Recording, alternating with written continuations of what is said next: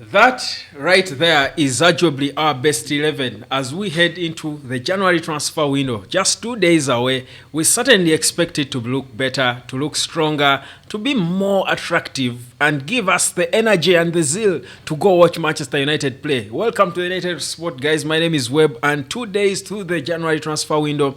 My job here today is to talk about some of the opportunities available on the market that we could realistically add into this squad and beef it up. We do know that in just a few years or months from now, Ruben Amorim is going to overhaul this squad, and trust you me, you won't be able to identify it. Like, share, and subscribe, and let's get proper into this. Now, of course, as we do get ready to take on Newcastle, this arguably is our best 11, but we do know, of course, that for the Newcastle game, Ugarte is not there, neither is Bruno. But I just want to look at generally our best 11 in the under Ruben Amorim, I think, at least from what you've observed. Now, of course, a few people might argue about whether Euro takes the place of Manuel, or rather Harry Maguire. You can replace Euro with Maguire, push delete to the right, and put Maguire in the center. But I think, by and large, this is the gist of our best starting 11. And of course, some can debate about Højlund and whether it's Zirkzee who starts ahead of him in terms of when everyone is fit. But it doesn't matter. I think it doesn't, change the point. Whether you replace those two, it doesn't matter. But I think the gist of it, that's our starting 11. But with the opportunities we do have in the January transfer window and what we hear that is likely to happen, because for Man United to do any business in January, we've got to sell. We are in a proper sell to buy situation. If we are going to get players we pay for, not the usual loaning like we saw Erik ten Hag getting players like Wout Weghorst on loan and stuff. If we are going to proper buy players who are going to come here and be built with Ruben Amorim and restart Man United, reignite the fire that we expected to dish out, we have got to sell players and have the money to buy better players. But you look at the opportunities on the market, and one of the first departments that, of course, we know already Amorim has focused on is the left back.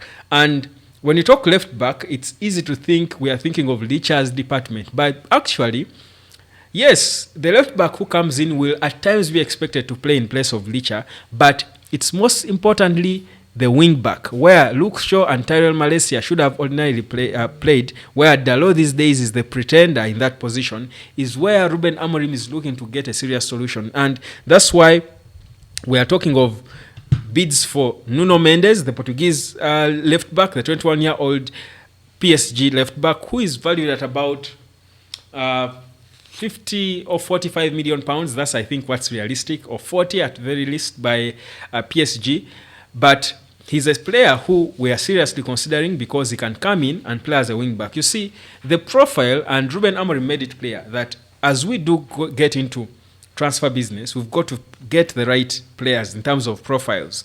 Now, this being his first transfer window where we expect serious business to be done, we certainly expect him to be now profiling the kind of players we need. Now, the profile of a wing back or a left back, per se, if I should say, because usually the guy who can play the wing back can also play the left back if they are called upon to. But the profile of that player should be a player who has got good defensive instincts, because in this system, when you lose the ball, these wing backs are expected to drop back and add to the back line and become defenders. So, the thing is, Mendes has suits that profile, because at PSG he plays in the back four, and he's always playing as the left back at PSG in the back four.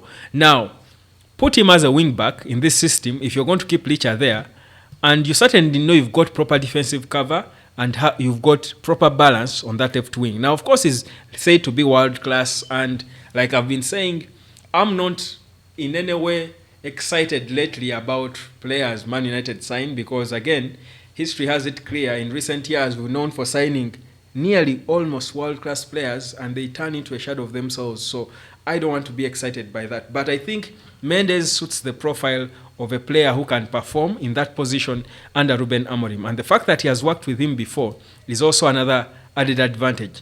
Now, that's an opportunity, because 45 million quid, and I'm going to show you where that money can come from for this January. So 45 million quid, I think it's not too much. So that's a marquee signing, at least by the new standards of Ineos, because we are no longer going to sign players for 80, 90 million pounds. That's not Man United no more under Sir Jim Ratcliffe.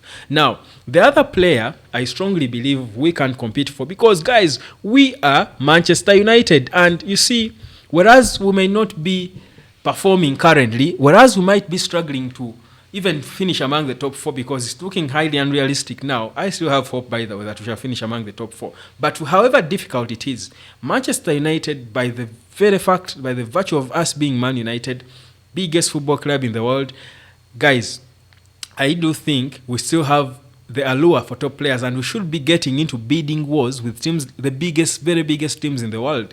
Arsenal, Madrid. If we could snatch Lenny Yoro from the praying hands of Real Madrid, how can we fail to snatch a player like Dani Olmo from the hands of Arsenal? So for me, my thinking is we still have to go there, have the confidence to go into these bidding wars for these big players. And I think Olmo, if it does happen, and it's going to be ruled on the 30th, that's 2 days from today, nearly the eve, the day before the Jan transfer window, I think if it is ruled that Barcelona cannot go ahead and register Dani Olmo to be playing for them on a temporary license until the end of the season, I don't expect Olmo to be there without a club, without playing football. He can either leave on loan or leave for free. I think Man United should make a case and try to get him, because there is a proper position for him to play. Because Olmo plays mostly as a 10, can also play as a winger. We don't need a winger.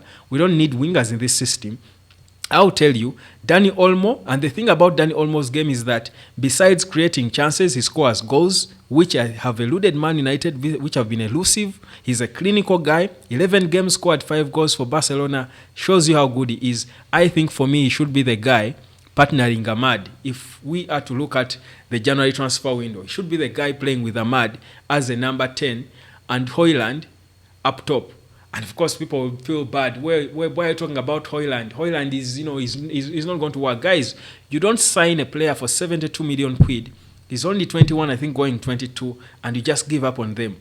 Højlund has shown flashes of a good player. I still believe that Ruben Amorim can turn him into a good player. Maybe it may take long, but I think it's possible. I think we've not yet got to that point where we give up on Højlund. So for me, he's still my starting number 9.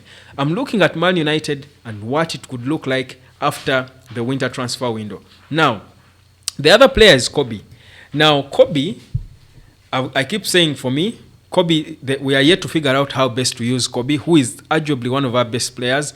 I still think he can be a 10. Probably if we bring Olmo, he can go into the number 10 and push Ahmad to the wing back. Then Mazraoui goes behind on the right back. But being realistic, if Kobe is going to be kept as a number 8, maybe he still needs time to develop in that role. I still think in January, guys, we have an opportunity. If we got 45 million quid and paid it to Atalanta, I think Man United can be able to lure Ederson. If we get Ederson and partner him with Ugarte, because these are the biggest weaknesses, by the way. If you look at the issues we have in Man United currently, it's the left wing back, a partner for Manuel Ugarte in the midfield where Kobe plays. He struggles a lot, and more creativity, especially us having to endure looking at Bruno, who is a shadow of himself. So for me, I think if in January we can get Mendes, 45 million quid, get Ederson, he's a box-to-box guy, get him to partner with Ugarte. He gives you something going forward, because that's what you need in a number 8. Be able to go forward, but also come back on time, arrive back on time to do your defensive work. Now, that's a weakness that Kobe Mainoo has. Now, I'm telling you, if we get Ederson to partner him with Ugarte, have Mendes on the left, proper balance, proper cover on the left, Mazraoui plays wing back on the right, Olmo, Højlund, and Ahmad will get us the goals. For me, this would be a successful January transfer window. And what's the cost? Olmo is a free agent. Mendes and Ederson, both for at most 45 million. That's 90 million quid. Now, you should ask me, where are we going to get 90 million? Remember, Alejandro Garnacho is surplus to requirements. Garnacho is never going to play in this Ruben Amorim system. So Garnacho, if Atletico Madrid want to pay 60 million quid, go get that 60 million quid from Atletico Madrid. Go get 40 or 30 million quid for Antony, because his agent himself confirmed that Antony is wanted by multiple clubs, and then promote Chido Obi-Martin to be a backup for Højlund and Zirkzee.